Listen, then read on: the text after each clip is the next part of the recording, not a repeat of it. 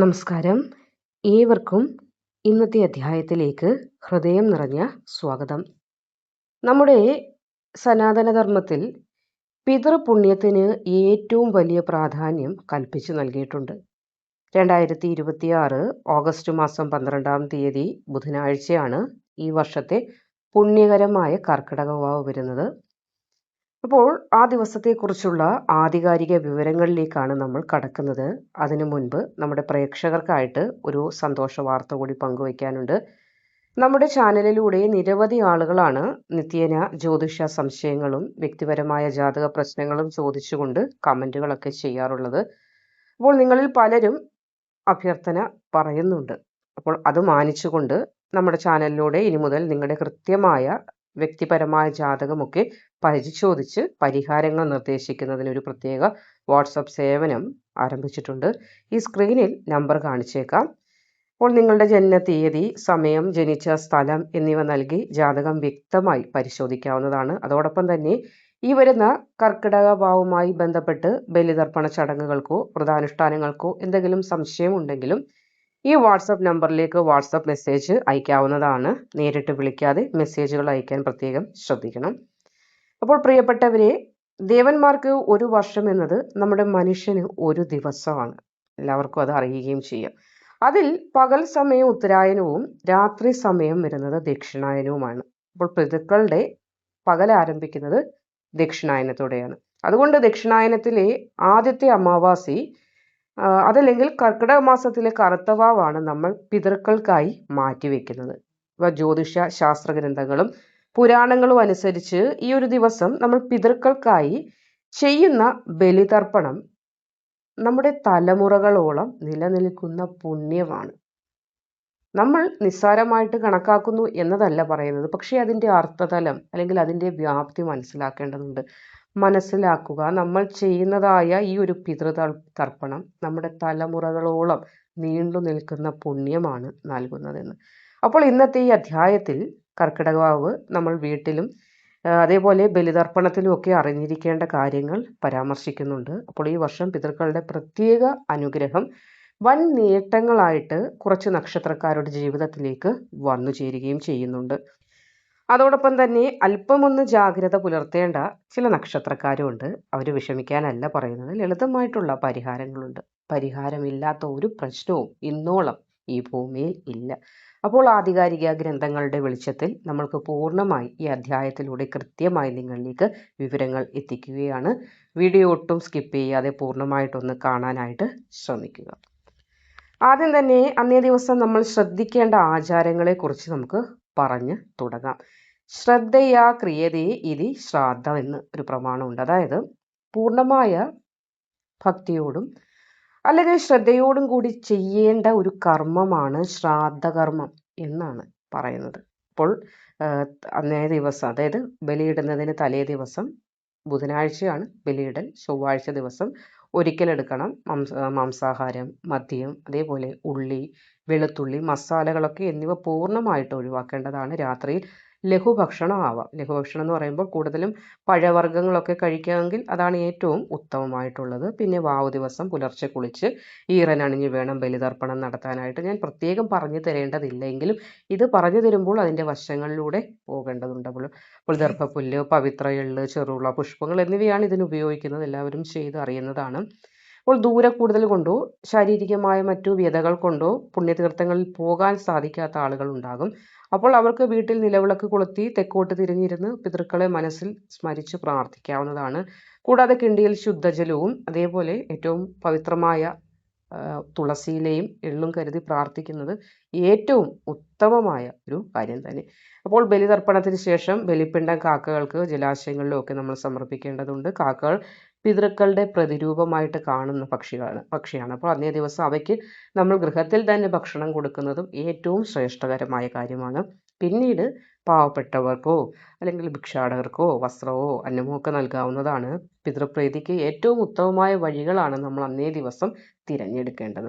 അപ്പോൾ അന്നേ ദിവസം ആരെയും വെറും കൈയോടെ മടക്കി അയക്കരുത് എന്നുണ്ട്. പ്രത്യേകിച്ച് ഉച്ചയ്ക്ക് നമ്മൾ ഇങ്ങനെ ഇരിക്കുമ്പോഴായിരിക്കും ഗൃഹത്തിലേക്ക് ഒരാൾ കടന്നു വരുന്നത്. ഏറ്റവും ലളിതമായി അല്ലെങ്കിൽ ഏറ്റവും വിഷമം അനുഭവിക്കുന്ന ഒരാളായിരിക്കും. അപ്പോൾ അയാൾക്ക് പണം കൊടുക്കാൻ നമ്മുടെ കയ്യിൽ ഇല്ലെങ്കിൽ ഒരു നേരത്തെ ഭക്ഷണമെങ്കിലും കൊടുക്കണം. കാരണം നമ്മൾ പറയാറുണ്ട് വേഷം മാറി വരുന്നു എന്ന് പറഞ്ഞതുപോലെ നമ്മൾ എങ്ങനെയാണ് ഒരു അതിഥിയെ സ്വീകരിക്കുക എന്നറിയാൻ നമ്മുടെ പിതൃക്കൾ തന്നെയായിരിക്കും വേഷം മാറി പ്രച്ഛന്നരായിട്ട് വരുന്നത്. അപ്പോൾ അതിലും ദൈവത്തെ കാണാൻ അന്നേ ദിവസം തീർച്ചയായും നമ്മൾ ശ്രമിച്ചാൽ നിങ്ങൾ നോക്കിക്കൊള്ളൂ, അങ്ങനെ നിങ്ങളുടെ ഗൃഹത്തിലേക്ക് ഒരു വ്യക്തി കടന്നു വന്ന് നിങ്ങളിൽ നിന്ന് ഒരു നേരത്തെ ആഹാരം ആ വ്യക്തി വാങ്ങിച്ചിട്ടുണ്ടെങ്കിൽ അടുത്ത ഒരു വർഷത്തിനുള്ളിൽ നിങ്ങളുടെ ജീവിതത്തിൽ ഏറ്റവും സമ്പൂർണ്ണമായ മാറ്റങ്ങൾ വരുമെന്നതാണ്. അപ്പോൾ അതൊക്കെ ഒന്ന് മനസ്സിലാക്കണം. അന്നേ ദിവസം ആരെയും വേദനിപ്പിക്കാനോ ആരോടും ദേഷ്യത്തിൽ സംസാരിക്കാനൊന്നും പോകാതിരിക്കേണ്ടത് വളരെയധികം അത്യാവശ്യമാണ്. പലരും ചോദിക്കുന്നുണ്ട്, ഞങ്ങൾക്ക് പിതൃദോഷമുണ്ടോ എന്ന് എങ്ങനെ അറിയാം? അതായത് ജാതകത്തിൽ സൂര്യനും രാഹു ഒന്നിച്ചു വരുന്നത്,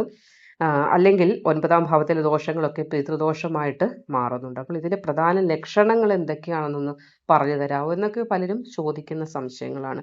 അപ്പോൾ കുടുംബത്തിൽ എത്ര ശ്രമിച്ചാലും വിവാഹ തടസ്സങ്ങൾ ഉണ്ടാകുന്നത്, ഇനി വിവാഹം കഴിഞ്ഞാണെങ്കിലോ ദമ്പതികൾക്കിടയിൽ സമാധാനമില്ലാതെ, അതേപോലെ വംശവർധനവില്ലാതെ വരിക, അതായത് കുഞ്ഞുങ്ങളൊക്കെ ഉണ്ടാകാതെ വരുന്നത്, തടസ്സം നേരിടുക, അതിലൊക്കെ പിന്നെ കഠിനമായി അധ്വാനിക്കുന്നുണ്ട്, ഇരുളോളം ഇല്ലാതെ പണി ചെയ്യുന്നു എന്ന് തന്നെ പറയാം. എന്നിട്ടും കടബാധ്യതകളിൽ നിന്ന് കരകയറാൻ പറ്റാത്ത അവസ്ഥ വരിക, വീട്ടിൽ എപ്പോഴും കുഞ്ഞുങ്ങൾക്ക് അസുഖം, അവരെന്തെങ്കിലും കണ്ട് ഭയത്തിൽ ഞെട്ടി ഉണരുക, അതേ പോന്നു എന്നൊക്കെ പറഞ്ഞ് രാത്രി കുഞ്ഞുങ്ങൾ ഞെട്ടി ഉണരുന്ന ഒരുപാട് കാര്യങ്ങൾ പറയാറുണ്ട്.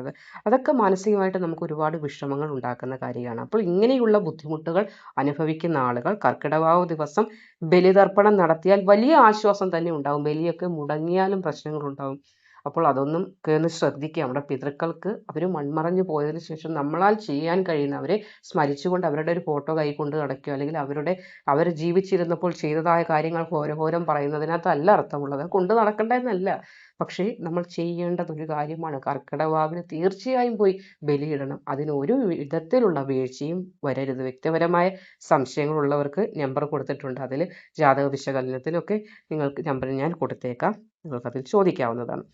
അപ്പോൾ ഇനി പറഞ്ഞു വരാൻ പോകുന്നത് ഏറ്റവും ഭാഗ്യം ഈ കർക്കിടകത്തോടും, അതായത് ഈ ഒരു ബലിതർപ്പണത്തോടു കൂടി അടുത്ത ഒരു വർഷക്കാലം പിതൃക്കളുടെ അനുഗ്രഹം, ദൈവത്തിന് മുകളിലാണ് പിതൃക്കൾ എന്ന് പറയാറുണ്ട്. അപ്പോൾ പിതൃക്കളുടെ അനുഗ്രഹം വന്നു ചേരുന്ന നക്ഷത്രങ്ങൾ ഏതൊക്കെയാണെന്ന് കൂടി നമുക്ക് നോക്കേണ്ടതുണ്ട്.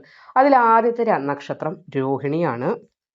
അപ്പോൾ ഈ വർഷത്തെ കർക്കിടക വാവിലൂടെ ഏറ്റവും കൂടുതൽ ഭാഗ്യം തേടി വരുന്ന ഒരു നക്ഷത്രം രോഹിണിയാണ്. ചന്ദ്രന്റെ സ്വക്ഷേത്ര സ്വാധീനവും പിതൃക്കളുടെ അനുഗ്രഹവും ഒത്തുചേരുന്നുണ്ട്. അതിനാലാണ് ഇത്രയും ഭാഗ്യം വരുന്നത്. കഴിഞ്ഞ കുറച്ച് കാലമായി അനുഭവിച്ച മാനസിക വിഷമതകൾക്ക് വിരലിൽ എണ്ണിയാൽ തീരാത്ത വിഷമങ്ങൾ അനുഭവിക്കുന്നത്, അങ്ങനെയുള്ള കടബാധ്യതകളിൽ നിന്നൊക്കെ വലിയൊരു മോചനം, പിതൃക്കളുടെ അനുഗ്രഹം എത്രത്തോളം വലുതാണെന്ന് നമുക്ക് വീണ്ടും ഓർത്തെടുക്കാനുള്ള ഒരു അവസരമാണ്. അപ്പോൾ പിതൃക്കൾ അനുഗ്രഹിക്കുന്നുണ്ട്, കടബാധ്യതകളൊക്കെ വേഗം തീരും. മുടങ്ങിക്കിടന്ന കാര്യങ്ങൾ, പ്രത്യേകിച്ച് വീട് പണി, വാഹനഭാഗ്യം എന്നിവയൊക്കെ പെട്ടെന്ന് അങ്ങോട്ട് സാധിച്ചു കിട്ടും. കർക്കിടകവാവ് ദിവസം വീട്ടിൽ നെയ്വിളക്ക് കൊളുത്തി പൂർവികരെ സ്മരിക്കുന്നതും വലിയൊരു അഭിവൃദ്ധിക്ക് കാരണമാകുന്നതാണ്. അപ്പോൾ ബലിയൊക്കെ ഇട്ടതിന് ശേഷം വൈകുന്നേരം നിങ്ങളുടെ കൈകൊണ്ട് തന്നെ വീട്ടിൽ ഒരു നെയ്വിളക്കൊക്കെ തെളിയിച്ച് അങ്ങോട്ട് പ്രാർത്ഥിക്കുക. ഒരു വർഷത്തെ പുണ്യമാണ്. അതായത് അവരുടെ ഒരു ദിവസമാണ് നമ്മുടെ ഒരു വർഷം എന്ന് പറയുന്നത്. അപ്പോൾ ഒന്ന് ആലോചിച്ച് നോക്കുക, നമ്മൾ ചെയ്യുന്ന ആ ഒരു കർമ്മം പിതൃക്കൾക്ക് വളരെയേറെ അവരുടെ ജീവിതത്തിൽ നമ്മൾ അവരോട് ചെയ്യുന്ന അത് വലിയൊരു നേട്ടമായിട്ട്, അല്ലെങ്കിൽ അവരോട് ചെയ്യുന്ന, അവരെ സ്മരിക്കുകയാണ് നമ്മൾ. ആ സ്മരണയിലൂടെ അവരുടെ സന്തോഷം വരുമ്പോൾ സന്തോഷം നമ്മുടെ ജീവിതത്തിലെ വ്യതകളെ എല്ലാം മായ്ച്ചു കളഞ്ഞ് നമ്മുടെ ജീവിതത്തിലേക്ക് സന്തോഷത്തെ നൽകും. ഇത് കേവലമായി കണക്കാക്കേണ്ട കാര്യമല്ല. അല്ലെങ്കിൽ ഒരാൾ മരിച്ചുപോയി, അതവിടെ കഴിഞ്ഞു എന്ന് ചിന്തിക്കുകയല്ല. അവരെ നമ്മൾ സ്മരിക്കുക, അവരെ നമ്മൾ എപ്പോഴും ഓർക്കുക. അത് വളരെ പുണ്യമായിട്ട് നമ്മളിലേക്ക് വന്നു ചേരും. ഇതൊന്നും ഞാൻ പ്രത്യേകം പറയേണ്ട കാര്യമില്ല, എല്ലാവർക്കും അറിയുന്നതാണ്. എങ്കിൽ പോലും പറയുന്നു, അന്നേ ദിവസം മുടങ്ങാതെ പോയി ബലിയിടുക. നല്ല ഒരു ഭാഗ്യം, അല്ലെങ്കിൽ പിതൃക്കളുടെ ഒരു സ്നേഹം, കരുതൽ നമ്മളിൽ എപ്പോഴും ഉണ്ടാകുന്നതാണ്. ഇനി രണ്ടാമത്തെ നക്ഷത്രം മകമാണ്. അറിയാമല്ലോ, പിതൃക്കളുടെ സ്വന്തം നക്ഷത്രം ഏതാണെന്ന് ചോദിച്ചാൽ അത് മകമാണ്. അങ്ങനെയാണ് അറിയപ്പെടുന്നത്. അതുകൊണ്ട് തന്നെ ഈ 2026 കർക്കിടകവാവ് മകർ നക്ഷത്രക്കാരുടെ സുവർണ അവസരമാണ് തുടങ്ങുന്നത് എന്ന് തന്നെ നമുക്ക് പറയാം. തൊഴിൽ രംഗത്ത് പുരോഗതി ഉണ്ടാകും. വിദേശ യാത്ര, കടൽ കടന്ന് പോയി സമ്പാദിക്കണമെന്ന് ആഗ്രഹിക്കാത്ത ഒരു മനുഷ്യനും ഉണ്ടാവുകയില്ല.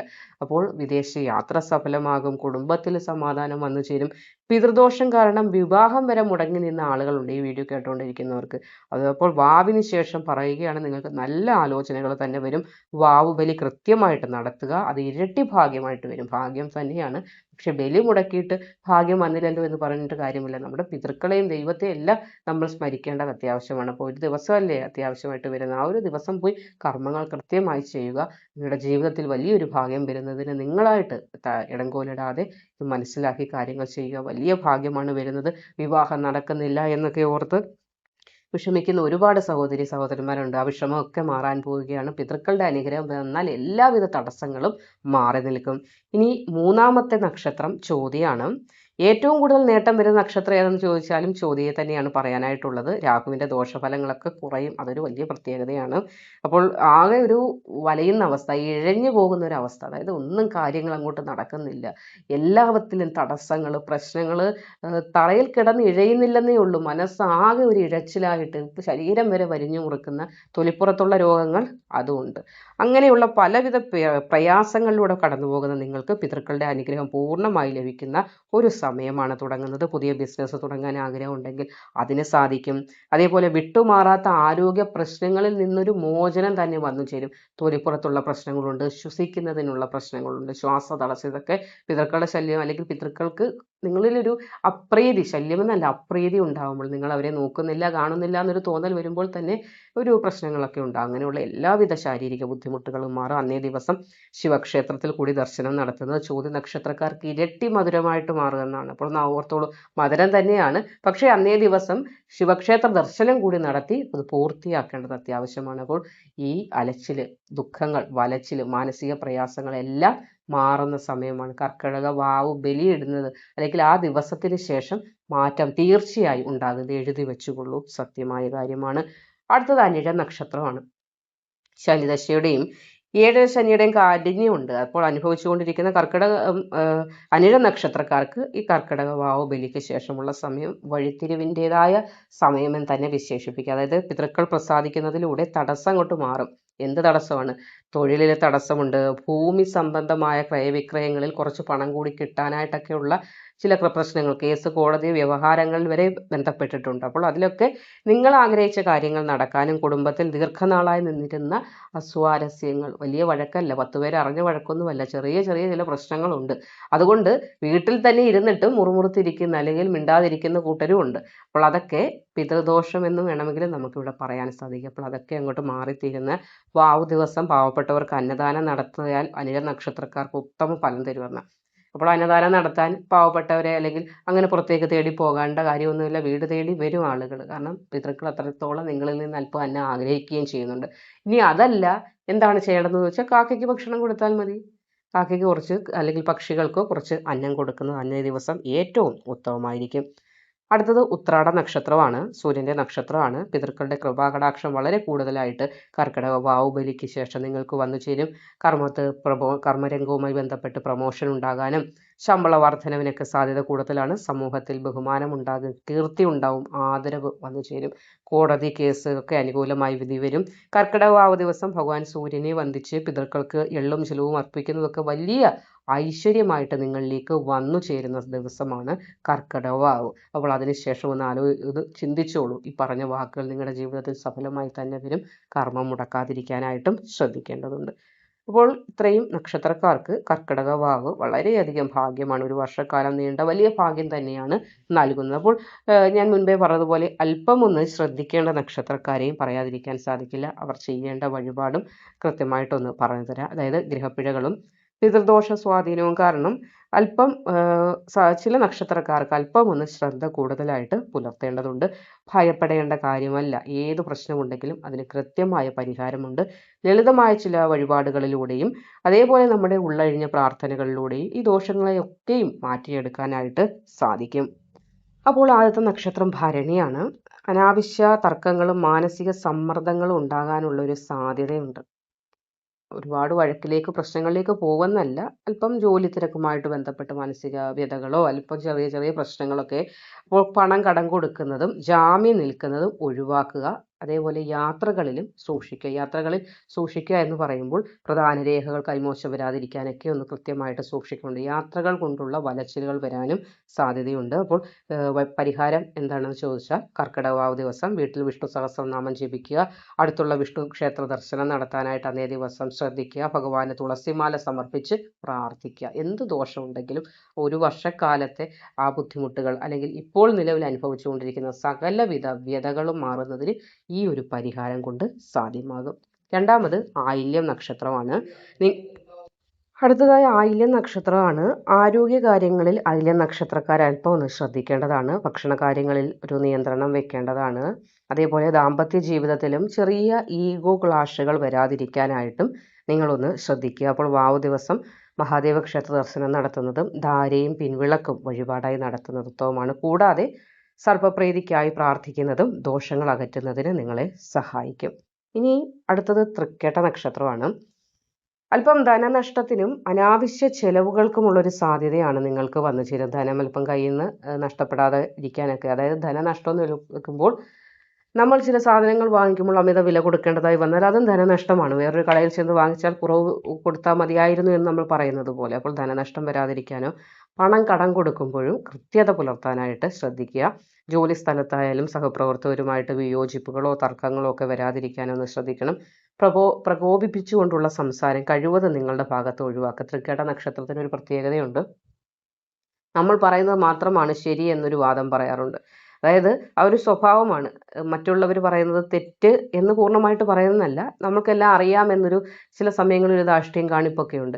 അപ്പോൾ ആ ഒരു സ്വഭാവമാണ് പലർക്കും നിങ്ങളിൽ ഒരു പ്രകോപനം ഉണ്ടാക്കുന്നത്. അത് വരാതിരിക്കാനായിട്ട് പ്രത്യേകം ഒന്ന് ശ്രദ്ധിക്കുക. അപ്പോൾ വാവ് ദിവസം അടുത്ത ശ്രീകൃഷ്ണസ്വാമി ക്ഷേത്രം ഉണ്ടെങ്കിൽ അവിടെ ദർശനം നടത്തി പാൽപ്പായസ വഴിപാട് സമർപ്പിച്ച് പ്രാർത്ഥിക്കുന്നത്, അതേപോലെ പിതൃക്കളെ വന്ദിച്ചുകൊണ്ട് പ്രാർത്ഥിക്കുന്നതൊക്കെ അന്നേ ദിവസം നിങ്ങൾക്ക് വളരെയേറെ ഗുണകരമായി മാറും. കാരണം ഈ ഒരു ദോഷങ്ങളിൽ നിന്നൊക്കെ മോചനം വരുന്നതിന് അന്നേ ദിവസം ഈ ഒരു വഴിപാട് മാത്രം നിങ്ങൾ ചെയ്താൽ മതി. വളരെയധികം ഭക്തിയോടുകൂടി ചെയ്യുന്ന ചെറിയ ഒരു കാര്യം മതി നമ്മളുടെ വരാനുള്ളതും അല്ലെങ്കിൽ വന്നുകൊണ്ടിരിക്കുന്നതുമായ സകലവിധ തടസ്സങ്ങളെയും മാറ്റി ഭാഗ്യത്തെ പ്രദാനം ചെയ്യാൻ. അടുത്തത് പൂരുരുട്ടാതി നക്ഷത്രമാണ്. മാനസികമായിട്ട് അല്പം അസ്വസ്ഥതകളും അനാവശ്യ ഭയവും ഒക്കെ വരാനൊരു സാധ്യതയുണ്ട്. പൂരുരുട്ടാതി നക്ഷത്രത്തിനെ പൊതുവെ പറഞ്ഞാൽ അല്പം ഭയം കൂടുതലുള്ള നക്ഷത്രമാണ്. പുറമേ നോക്കിയാൽ ദേഷ്യമൊക്കെ ഉള്ളവരാണെങ്കിലും ഭയം അല്പം കൂടുതലായിട്ടുള്ള നക്ഷത്രം എന്ന് വേണമെങ്കിലും വിശേഷിപ്പിക്കാം.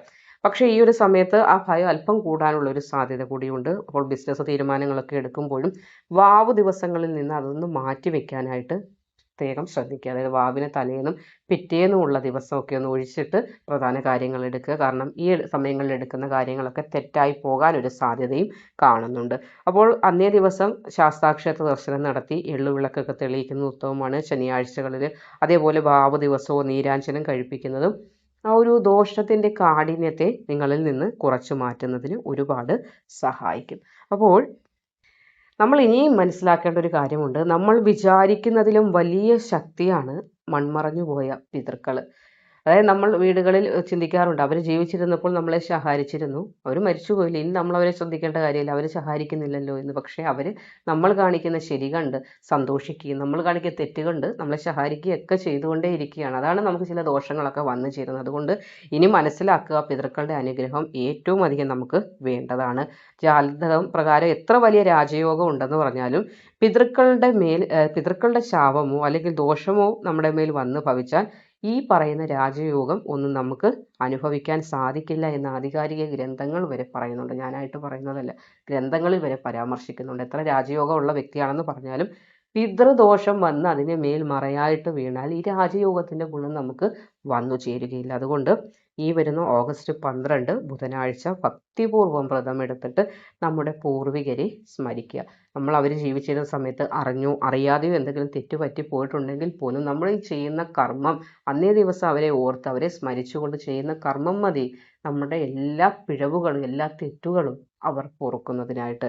അപ്പോൾ നിങ്ങളുടെ നക്ഷത്രഫലങ്ങളെക്കുറിച്ചോ അല്ലെങ്കിൽ ജാതകത്തെക്കുറിച്ചോ വ്യക്തിപരമായ എന്തെങ്കിലും സംശയമുണ്ടെങ്കിൽ സ്ക്രീനിൽ നമ്പർ കൊടുത്തിട്ടുണ്ട്, നിങ്ങൾക്കതിൽ വാട്സപ്പ് ചെയ്യാം. അതേപോലെ വാവുമായി ബന്ധപ്പെട്ട കർക്കിടക വാവുമായിട്ട് ബന്ധപ്പെട്ട എന്തെങ്കിലും കാര്യങ്ങളുണ്ടെങ്കിൽ അതും നിങ്ങൾക്ക് സംശയമായിട്ടുണ്ടെങ്കിൽ ചോദിക്കാവുന്നതാണ്.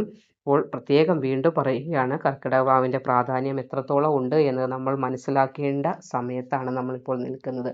ചില ആളുകൾ മടി പിടിച്ചൊക്കെ മാറി നിൽക്കും, അല്ലെങ്കിൽ ബലിയിടുന്നില്ല എന്ന് പറഞ്ഞ് മാറി നിൽക്കുന്നവരുണ്ടെങ്കിൽ പോലും ഈ അധ്യായം അവരുടെ ചെവിയിലേക്ക് എത്തട്ടെ എന്ന് ഞാൻ ആഗ്രഹിക്കുന്നു. കാരണം അതിലൂടെയെങ്കിലും അവർ പോയി ബലികർമ്മങ്ങൾ എത്രത്തോളം പവിത്രമാണ്, നമ്മുടെ ജീവിതത്തിൽ എത്രത്തോളം അത് മഹത്വമായ കാര്യമാണ് എന്ന് മനസ്സിലാക്കാനുള്ളൊരു അവസരമായി ഈ ഓരോ അധ്യായങ്ങളും, ഓരോ ജ്യോതിഷികൾ പറയുന്ന അധ്യായങ്ങളും മാറട്ടെ എന്ന് ആശംസിക്കുന്നു. അപ്പോൾ കൃത്യമായി വ്രതമൊക്കെ എടുത്ത് ഭയഭക്തി ബഹുമാന ശുദ്ധിയോടുകൂടി ഏവരും പോയി കർക്കിടക വാവ് ബലിയിടുക. നിങ്ങളുടെ ജീവിതത്തിൽ വരാൻ പോകുന്ന മാറ്റങ്ങൾ എത്രത്തോളമാണെന്ന് വാക്കുകൾ കൊണ്ട് എനിക്ക് പറയാനേ സാധിക്കൂ. നിങ്ങൾക്കാണ് അത് അനുഭവത്തിൽ വരുന്നത്. അപ്പോൾ ആ അനുഭവം വളരെയധികം മംഗളകരമായി നിങ്ങൾ ആഗ്രഹിക്കുന്നത് അപ്പുറം നേട്ടമായിട്ട് ഒരു വർഷക്കാലത്തിനുള്ളിൽ നിങ്ങളിൽ വന്നു ചേരുന്നതാണ്. അപ്പോൾ അതിനായി ഭയഭക്തി ബഹുമാനാദി കാര്യങ്ങളോട് കൂടി പോയി തീർച്ചയായും ബലിയിടുക. ഈ പറഞ്ഞ കാര്യങ്ങൾ നിങ്ങളുടെ ജീവിതത്തിൽ പ്രാവർത്തികമായി വരട്ടെ. അതേപോലെ അല്പം ഒന്ന് ശ്രദ്ധിക്കണം എന്ന് പറഞ്ഞ നക്ഷത്രക്കാരുണ്ട്. അവർ ശ്രദ്ധിക്കേണ്ട പോയിന്റ് ഏതൊക്കെയാണെന്ന് കൃത്യമായി പറഞ്ഞിട്ടുണ്ട്. അവർ ചെയ്യേണ്ട കാര്യങ്ങളെക്കുറിച്ചും കൃത്യമായി പറഞ്ഞു തന്നിട്ടുണ്ട്. അപ്പോൾ ആ വഴിപാടുകളൊക്കെ ഇട്ട് ധൈര്യമായി തന്നെ മുന്നോട്ട് പോവുക. ഏവരുടെയും ജീവിതത്തിൽ മംഗളകരമായ കാര്യങ്ങൾ സംഭവിക്കട്ടെ എന്ന് ആശംസിക്കുന്നു. മറ്റൊരു അധ്യായവുമായി വീണ്ടും കാണുന്നത് വരെ നന്ദി, നമസ്കാരം.